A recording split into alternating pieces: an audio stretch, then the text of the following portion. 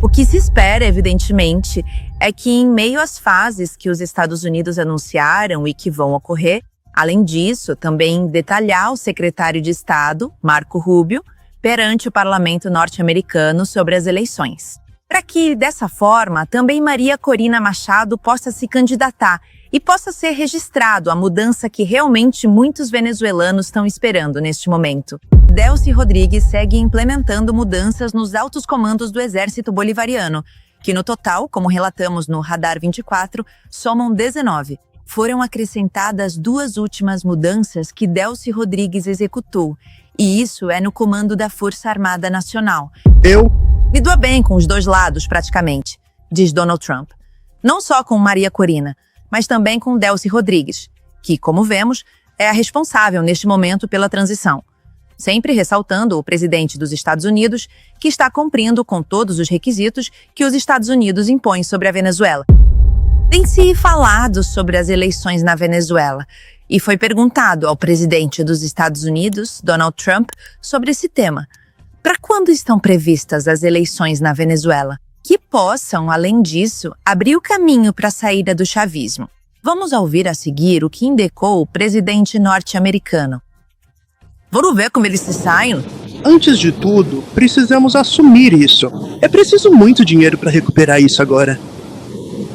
Eles não estão vivendo bem devido ao que aconteceu por anos. Anos. Realmente são anos de socialismo. E pior, realmente, você sabe, pior que o socialismo. Mas vamos começar a instalar muito em breve. Temos as grandes empresas do mundo. Nós as temos. E elas vão entrar. Todos estão negociando agora mesmo. E representamos a nação e a nação. É muito animada com isso, porque realmente somos bons nisso. E vamos levar a eles mais dinheiro do que nunca. Mas nós também vamos receber muito dinheiro. Isso vai fazer 2 coisas. Vai fazer os Estados Unidos ganharem muito dinheiro e também, quer dizer, vai fazer a Venezuela ganhar muito dinheiro, mas também vai baixar ainda mais os preços do petróleo. Vocês ouviram, Neil, a resposta do presidente norte-americano falando e apontando que, primeiro, é preciso recuperar o dinheiro perdido, tanto para a Venezuela quanto também para os Estados Unidos. Indica que nos próximos meses ou próximas semanas isso vai começar. Obrigada! A receber muito dinheiro e que isso, neste momento, seria então a prioridade. Também para os Estados Unidos, a questão econômica e a recuperação econômica, também para a Venezuela. Além disso, o presidente norte-americano falou sobre Maria Corina Machado. Ele voltou a se comunicar com Maria Corina, voltou a elogiar o rosto da oposição. Mas vocês vão ouvir. A seguir, ele também fala sobre como é sua relação com Delcy Rodrigues. Senhor, o senhor disse que falou com Maria Machado hoje? Sim. Pode nos contar sobre isso? Temos uma relação muito boa. Só pra dizer, ela é uma boa mulher, uma mulher muito gentil. Ela passou por muita coisa. E ao mesmo tempo, vou te dizer, eles estão fazendo um trabalho muito bom na Venezuela. Muito interessante. Me dou bem com ambos os lados. Me dou bem com todos. Mas a mídia e as fakes dizem que não. Mas eu me dou bem com todo mundo. Me dou bem com os 2 lados, praticamente, diz Donald Trump. Não só com Maria Corina, mas também com Delcy Rodrigues, que, como vemos, é a responsável neste momento pela transição. Sempre ressaltando o presidente dos Estados Unidos, que está cumprindo com todos os requisitos que os Estados Unidos impõem sobre a Venezuela. E o que ele destaca é que se dá bem com ambas e voltou a elogiar, neste caso, Maria Corina Machado. Está tomando decisões. Também o presidente dos Estados Unidos, Donald Trump, já nomeou uma nova encarregada de negócios. Na Venezuela, foi designada a diplomata Laura Dogo como nova encarregada de negócios do Escritório de Assuntos para a Venezuela. E isso representa um avanço significativo em meio a este processo de colaboração com as autoridades ou responsáveis venezuelanos do chavismo, após a captura e extração de Nicolás Maduro.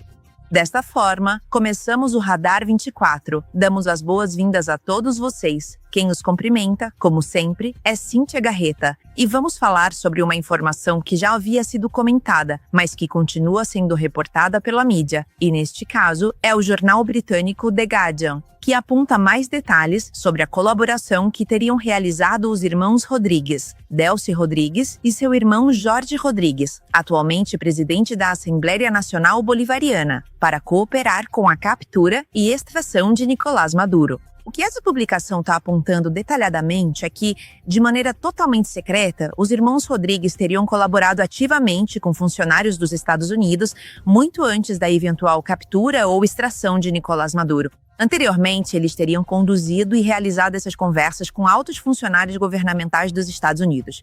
E nessas conversas teria sido estabelecido e acordado precisamente o tema da transição política na Venezuela. Teria sido discutido executar dessa forma a transição, continuando eles com cargos importantes que ocupam neste momento em território venezuelano. A publicação também aponta que essas conversas teriam ocorrido entre outubro e novembro de 2025, que houve intermediários com representantes dos Estados Unidos, mas, atenção, também representantes do Catar.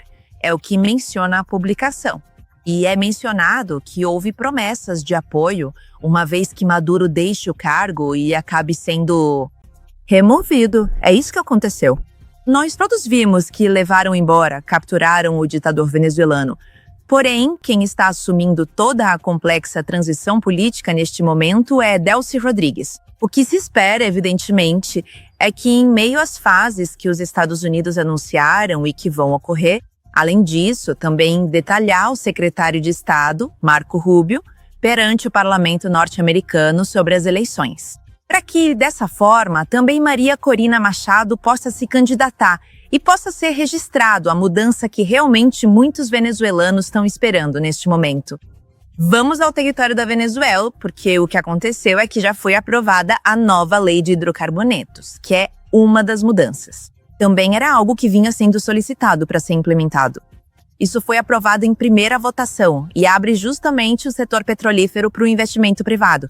E essa iniciativa foi apresentada por líderes da maioria e busca modernizar a indústria energética nacional e também atrair capital estrangeiro, que é o objetivo que os Estados Unidos têm neste momento em relação à Venezuela, para que investidores estrangeiros americanos possam começar a atuar em território venezuelano.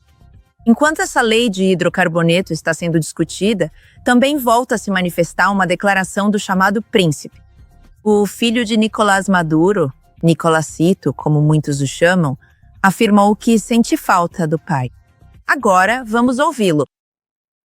Em nome de toda a minha família, em nome do senhor presidente Nicolás Maduro e de sua esposa Cília Flores, deixo aqui o meu muito obrigado de todo o coração. Obrigado por tanto amor. Obrigado por tanto apoio. Obrigado por tanto respaldo. Como sempre dizemos a vocês, como disse Robert Serra, não é um cargo. Eu não estou aqui apenas porque meu pai é presidente, não. Eu estou aqui porque quero dar um abraço no meu pai. Quero abraçá-lo, quero ouvi-lo novamente. E sei que vou conseguir. E vocês vão me acompanhar quando recebermos Nicolás Maduro. Moro em Maiquetia e vai ser a maior multidão que a Venezuela já viu em sua história. Quando resgatarmos Nicolás e Cília. Bem, e enquanto Nicolásito, ou o príncipe, diz que quer abraçar o pai, não é nesta manifestação que ele realizou. Quem continua desesperado e passando por momentos de angústia são os familiares dos presos políticos que continuam detidos até o momento. O que foi relatado pelos fóruns especializados é que 150 presos políticos foram libertados, mas ainda permanecem mais de 700 dentro das prisões da Venezuela. E nas mãos do chavismo, muitas vezes torturados. Muitos deles se reuniram, continuam realizando manifestações e agora eles pedido ao Vaticano para que possa interceder. O que eles afirmam categoricamente é que, como igreja, tem a obrigação de atuar como intermediários. Eles se comprometem a advogar tanto pelos presos políticos argentinos quanto por todos os presos políticos venezuelanos, através da intermediação da Nunciatura. Aqui na Argentina. E bem, o que pedimos foi isso, que fossem um pouco mais firmes na reivindicação. E deixassem de ser mornos, de ficarem em cima do muro. Não tô pedindo, eu disse isso, não estamos pedindo que tomem partido de um lado ou de outro, mas sim que sejam defensores dos direitos humanos, defensores do direito à vida, porque Germán e Nauel, por exemplo, Nauel hoje está há 411 dias em desaparecimento totalmente forçado.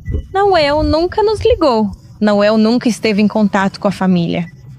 Então é isso, que sirvam de intermediários para os direitos humanos e para o respeito à vida. Bem, vamos imediatamente aqui no Radar 24, com os especialistas para analisar também a situação dos presos políticos. Muitas famílias se perguntam o que podem fazer na questão legal. Já estamos com o Miguel Ángel Porras, advogado internacionalista do escritório Ugaz e Garra. Miguel Ângelo, obrigado por estar conosco. Bem-vindo! E estamos vendo uma libertação de presos. Políticos que ontem até comentávamos, sendo soltos aos poucos e denúncias, inclusive de mortes. O que devem fazer os familiares dos presos políticos diante desse cenário?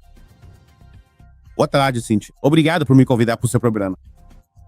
Para sermos honestos, temos que começar apontando que ainda não foi estabelecido um mecanismo formal expresso para reclamações nesses casos e para os presos políticos que foram recentemente libertados, não é verdade?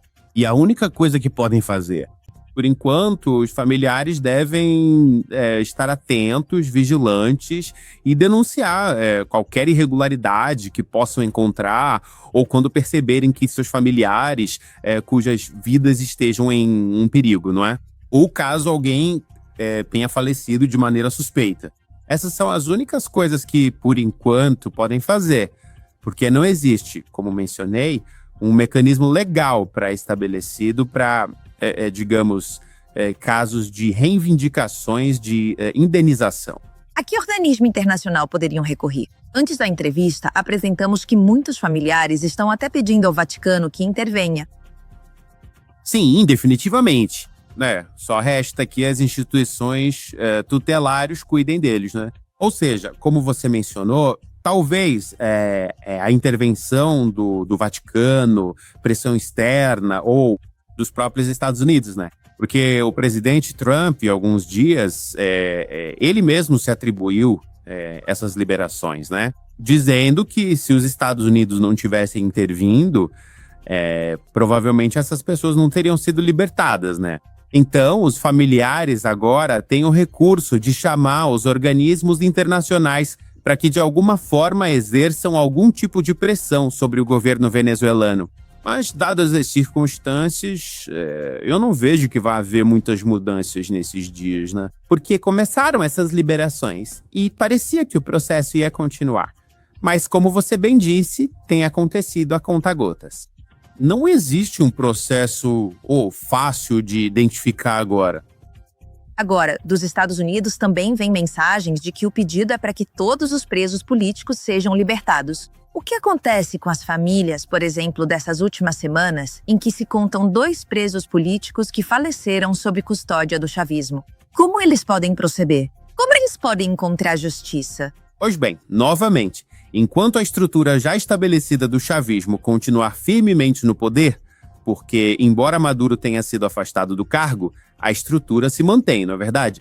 Ou seja, na prática, há uma presidente em exercício e o senhor Diosdado Cabello ainda está exercendo ativamente o poder político na Venezuela. Então, as famílias venezuelanas, neste momento crítico, não encontram maneiras eficazes de fazer valer os direitos fundamentais de seus familiares, não é verdade? Ainda é uma situação muito difícil. Ou seja, não há um mecanismo, nenhuma intercessão ou que se proceda a pressionar em nível internacional neste cenário, quando Donald Trump indica que eles são praticamente os que estão administrando a Venezuela por lá. Os Estados Unidos poderiam exercer algum tipo de ação? Bem, a pressão é política, né? Pela instrução da pergunta sobre quais medidas legais podem ser tomadas, nenhuma, porque o poder é exercido pela cúpula chavista na Venezuela. São exatamente esses representantes e autoridades competentes que possuem a responsabilidade fundamental de determinar de forma detalhada e rigorosa todos os diversos mecanismos legais e as diretrizes normativas que serão devidamente implementados em todo o território nacional para garantir a ordem jurídica. Hoje, neste exato momento, existe muito mais motivo para que comecem a libertar os mais de 1.000 milhares de cidadãos detidos que são, na verdade, presos políticos, injustamente, na Venezuela. Agora, tem se falado, além dos presos políticos, ontem também informamos aqui no Radar 24 sobre os milhões em lavagem de dinheiro que Nicolás Maduro possuía dessa forma, além de ter um contato legal para transferi-lo para o exterior Todo esse dinheiro que evidentemente foi roubado da Venezuela. Isso, em relação ao processo que ele enfrenta nos Estados Unidos, agrava sua situação? Bem, sim, porque as competentes autoridades judiciais e governamentais norte-americanas procederão à emissão das ordens e mandados correspondentes para notificar formalmente todas as instituições bancárias do sistema financeiro internacional, com o objetivo de congelar imediatamente essas contas. Caso venha a ocorrer uma condenação ao final, o que se apresenta como o cenário mais provável, serão igualmente aplicadas sanções de reparação civil. E para isso, essas contas congeladas, previamente identificadas, seriam transferidas para contas bancárias específicas e azuis, para que se proceda imediatamente ao pagamento dessa condenação judicial que Nicolás Maduro pode vir a receber. Esse dinheiro que foi imobilizado na Bulgária fala-se em 46 milhões de dólares, esse dinheiro congelado. O que acontece se for determinado efetivamente que é fruto da lavagem de dinheiro? Bem, diante desta situação específica, se ficar devidamente e diretamente comprovado que se trata de um crime de lavagem de dinheiro, esses valores seriam de forma definitiva e permanente confiscados pelas autoridades e seriam integralmente utilizados e revertidos, neste caso, pelos Estados Unidos para, bem, além de qualquer pena material que o senhor Maduro possa receber, ele será obrigado a pagar uma indenização, e esse dinheiro será usado em seu benefício. Não se trata de ele retornar à Venezuela se for comprovado que foi roubado. Diretamente? Não diretamente. Em qualquer caso, seria necessário iniciar um processo legal na Venezuela contra Maduro e envidar esforços para repatriar esses fundos para a Venezuela. O caso de Alejandro Toledo, por exemplo, aqui no Peru, onde o processo ocorreu aqui, em solo peruano, perante as autoridades judiciais peruanas. Agora, também se fala muito sobre a condenação que Nicolás Maduro pode receber no decorrer deste processo. O senhor ouviu sobre os crimes que lhe são imputados, principalmente conspiração para o narcotráfico, conspiração também para o tráfico de armas, que é o que está sendo atribuído a ele. Mas também a sua esposa. Ela também receberia uma condenação de mais de 100 anos, como está sendo indicado? Bem, provavelmente porque ela também foi. Há um indictment, ou seja, uma acusação formal contra ela por fazer parte dessa organização narcoterrorista da qual se fala. Sim, isso ocorre porque dentro do sistema jurídico dos Estados Unidos, para essas 4 graves acusações criminais que foram formalmente apresentadas contra o réu, as penas acumuladas podem facilmente chegar a muito mais do que uma simples prisão perpétua. Ou seja, na prática, o indivíduo pode ser condenado a cumprir 3 ou até 4 penas consecutivas de prisão perpétua em regime fechado. Com certeza ele não receberá menos de 30 anos, no mínimo. E? Duvido muito que lhe deem apenas esses 30 anos, ele provavelmente ficará bem mais velho. Então, nos Estados Unidos, as penas realmente são acumulativas. Doutor, e de acordo com a sua experiência, quanto tempo dura um julgamento dessa magnitude? Bem, esse julgamento poderia durar entre, digamos, 8 meses, 1 ano ou talvez 1 ano e meio. Não há possibilidade, pelos crimes que ele cometeu, de que possa ser liberado. Você diz como sentença final ou para responder ao processo em liberdade? Aqui ele respondeu ao processo em liberdade. Não, impossível. Muito difícil. Quer dizer, em teoria, sim, seria possível, porque é isso que dizem. Ele pagaria o que chamam de bail, ou seja, uma fiança, não é? Para poder responder ao processo em liberdade, mas dada a natureza de alto perfil. Em relação a Nicolás Maduro, um juiz provavelmente afirmaria de forma imediata: não. Além disso, sua defesa ainda não solicitou a concessão de fiança. E no caso de sua esposa, será que ela poderia seguir os passos de Cília Flores? Eu sinceramente duvido disso. Acredito que ela também permanecerá exatamente da mesma forma e a situação de Nicolás Maduro também, porque a consideram um elemento fundamental e estratégico desta organização criminosa, certo? Doutor, para concluir e finalizar o tópico das famílias, o senhor acredita que as famílias dos presos políticos, focando nessas 3 famílias que foram mencionadas, onde infelizmente os presos políticos morreram, poderão obter algum tipo de reparação civil quando o governo deixar o poder? O que muitos venezuelanos esperam que eventualmente aconteça quando o chavismo acabar? Bem, sim, é potencialmente possível, não é? Isso já dependerá inteiramente da futura e nova administração do Estado, não é verdade? Que considere que este período histórico foi um período sombrio de ditadura e que, portanto, cabe uma justa e necessária indenização financeira, um pagamento pelas mortes ocorridas, pelo imenso sofrimento que passaram, pelas detenções injustas que sofreram. Mas isso certamente não será feito e jamais será realizado ou concretizado por este atual governo. É como o que aconteceu, repito, no Peru, não é? Durante o governo de Fujimori, essas indenizações não foram concedidas, mas com o novo governo, uma comissão foi criada, uma investigação foi conduzida e concluiu-se que reparações civis deveriam ser pagas, certo? Mas nesse momento, da forma como as coisas estão, ainda não. Doutor, obrigado por estar conosco e explicar como proceder, mas isso terá que esperar até que o chavismo acabe.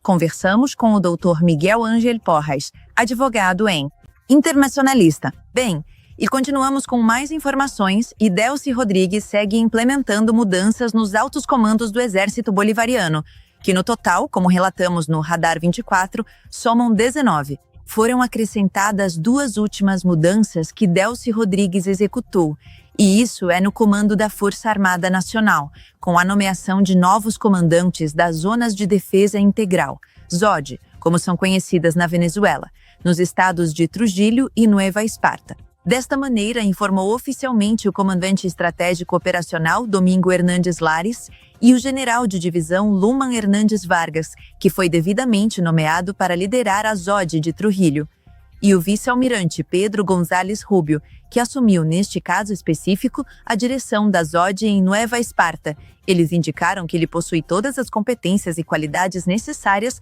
para assumir este importante cargo, segundo o comunicado divulgado, onde continuam os movimentos constantes no interior das Forças Armadas Bolivarianas. Já comentávamos aqui, efetuando a retirada estratégica de diversas peças-chave do interior do Exército. Bem, e seguimos com os especialistas, claro, e já temos conosco Roberto Jaimovich, que é analista internacional.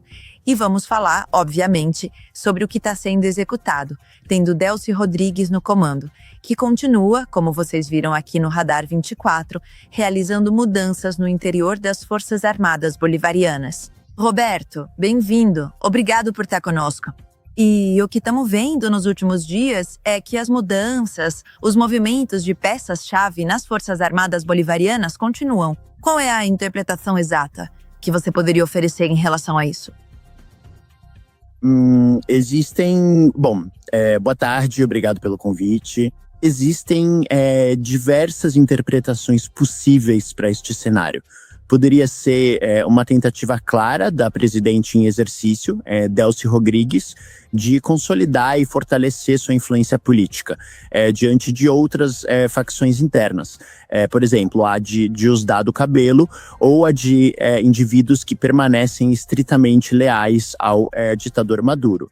Ou poderia ser algum pedido específico, ou, se preferirem, uma certa imposição direta dos Estados Unidos, removendo estrategicamente dos principais comandos aquelas pessoas que os Estados Unidos suspeitam, ou que estão comprovadamente envolvidas com o narcotráfico, ou que são especialmente favoráveis à Rússia, à China ou até mesmo a Cuba. E, na sua opinião, você acredita que as mudanças no Exército possam ter igualmente como finalidade principal debilitar significativamente o poder de Diosdado Cabello? Não é. Especificamente Diosdado Cabello. Mas, na verdade, provavelmente pessoas que os Estados Unidos atualmente consideram como sendo especialmente hostis à superpotência e que demonstram estar inclinadas à Rússia, China, Irã, Cuba. Há uma fratura com isso internamente. Sim, eu te perguntava, Roberto, se existe alguma fratura. Ou separação interna no chavismo, porque surgiram informações, hoje contamos que foi revelado que sim, tanto Delcy Rodrigues quanto seu irmão teriam tido essa comunicação para entregar Nicolás Maduro. Mas também há outra informação que surgiu de que Diosdado Cabello também teria colaborado para conseguir a captura de Nicolás Maduro. Eles estão unidos, você os vê unidos? Ou divididos, neste caso, dentro do chavismo?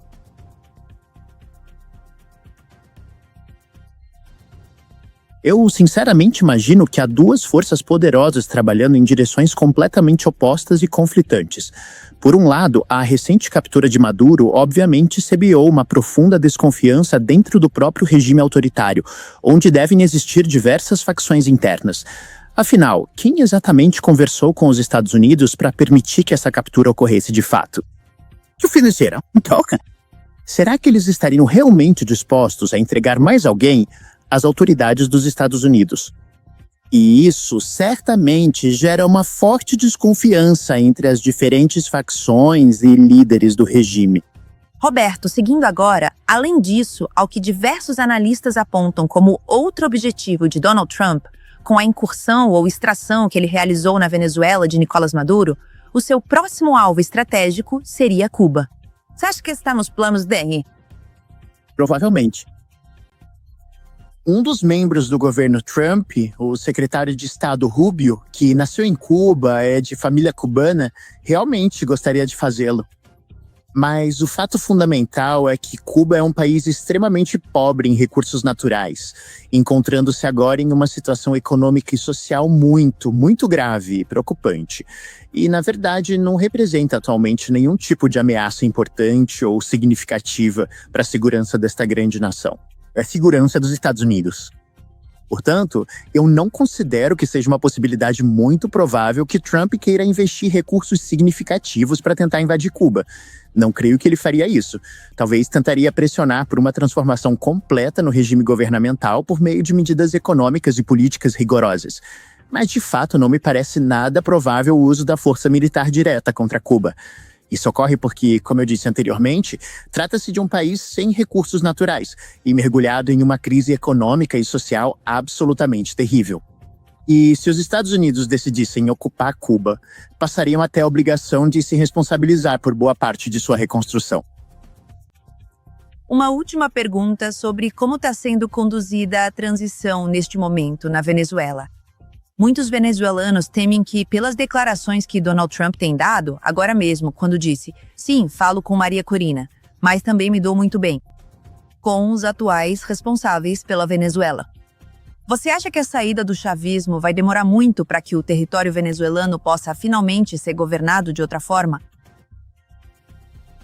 De acordo com o que tudo indica até o momento, o que levou Donald Trump a aceitar temporariamente a continuação do regime chavista foi a experiência extremamente negativa e traumática da invasão do Iraque em 2003, quando os Estados Unidos, de uma maneira praticamente total e absoluta, desmantelaram por completo o regime de Saddam Hussein, e não havia absolutamente nada para preencher o vazio deixado, o que acabou por gerar um estado de enorme caos. Acredito sinceramente que esses fatores podem ajudar a explicar por que decidiram estabelecer uma cooperação direta com Delcy Rodrigues e com todos os demais integrantes que compõem o atual regime chavista por enquanto. Mas se essa situação complexa se prolongar por muito mais tempo, torna-se difícil prever exatamente o que poderá acontecer no futuro. 3 meses, 6 meses...